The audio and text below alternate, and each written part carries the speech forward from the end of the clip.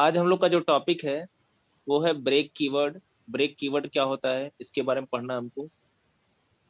Break keyword, break सी language में एक keyword होता है। और कीवर्ड क्या होता है, कीवर्ड के बारे में हम लोग शुरुआत में भी पढ़ चुके हैं। कीवर्ड ऐसे शब्द होते हैं जो सी की लाइब्रेरी में पहले से डिफाइन होते हैं। पहले से डिफाइन होने का मतलब ये हो गया कि इनका सिर्फ नाम नहीं फिक्स होता है, बल्कि इनका वर्क भी पहले से फिक्स करके रख दिया जाता है। ये करते क्या है, ब्रेक कीवर्ड का यूज किया जाता है लूप की बॉडी में अथवा स्विच की बॉडी में। स्विच केस स्टेटमेंट हम आगे पढ़ेंगे, लूप हम लोग पढ़ चुके हैं। ब्रेक कीवर्ड का यूज हम दो केसेज में करते हैं। ब्रेक कीवर्ड अथवा स्विच केस में किया जाता है अथवा लूप की बॉडी के अंदर किया जाता है।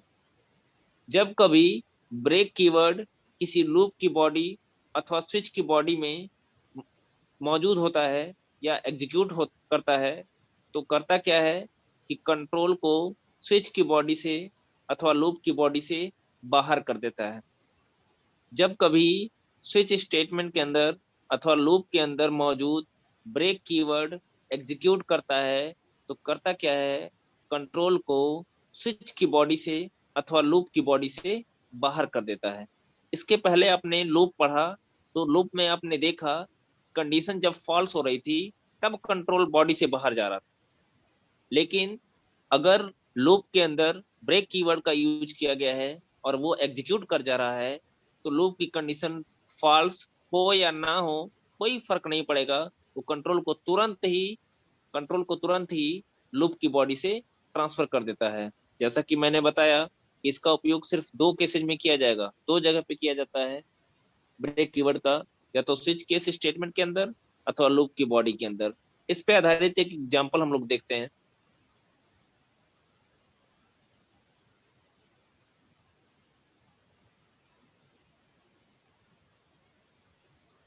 एक हमने वेरिएबल लिया है आई नाम का, और आई को मैंने स्टार्ट किया है जीरो से। जीरो से लेके लेस देन 10 तक चलेगा। तो पहले जीरो पे रख के देखेंगे, जीरो लेस देन 10 के कंडीशन ट्रू प्रिंट करेगा आई की वैल्यू। मतलब ये जीरो प्रिंट कर दिया, ये जीरो प्रिंट कर दिया। अब देखिए, तो पहले ये एग्जीक्यूट किया तो जीरो प्रिंट किया, फिर इसको एग्जीक्यूट करेगा तो क्या होगा, ये इफ स्टेटमेंट है।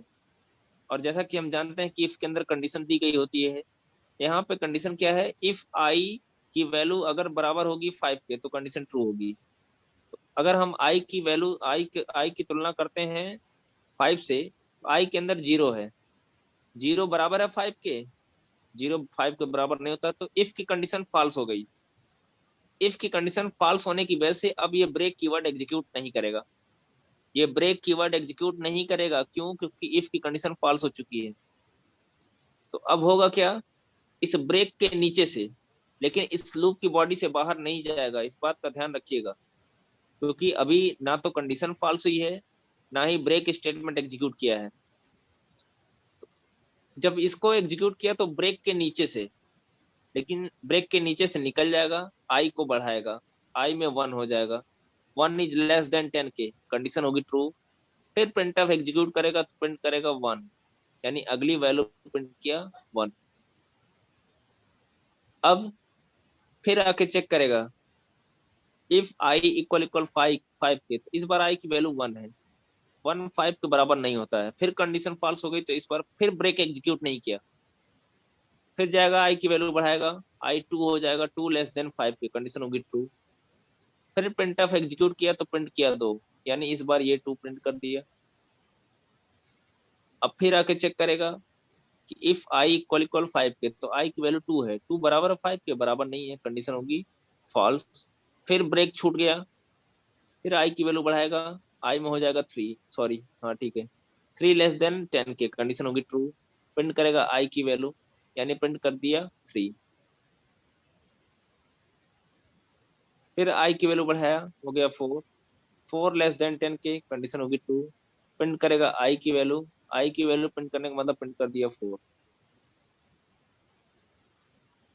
फिर आके चेक करेगा, क्योंकि लूप की बॉडी के अंदर ही है, जितनी बार प्रिंटफ एग्जीक्यूट करेगा उतनी बार इफ भी एग्जीक्यूट करेगा। तो आई की वैल्यू 5 हो गई, सॉरी हाँ ठीक है, 4 हो चुका था, 4 पे चेक करेगा, 4 greater or equal to 4 equal to 5 के, तो अभी भी 4 5 के इक्वल नहीं है, तो कंडीशन होगी फॉल्स, फिर ब्रेक छूट जाएगा, फिर आई की वैल्यू बढ़ाएगा, आई में हो जाएगा 5, 5 greater greater or equal to 10 के, सॉरी 5 लेस देन 10 के, कंडीशन होगी ट्रू, प्रिंट करेगा आई की वैल्यू, यानी प्रिंट किया 5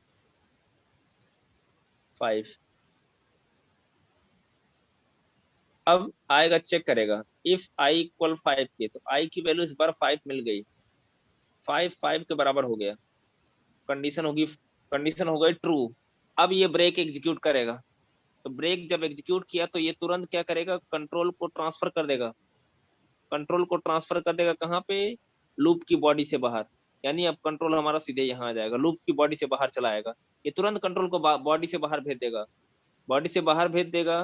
तो अब यहाँ पे आया तो प्रिंट करेगा came outside of the loop, i is equal to, फिर से आई की वैल्यू प्रिंट करेगा, तो फिर से दोबारा प्रिंट कर दिया 5। अगर हम ये ना लिखते तो ये 5 नहीं आता, तो अब जब बॉडी से बाहर चला आया ना, तो वापिस अब आई पे नहीं जाएगा।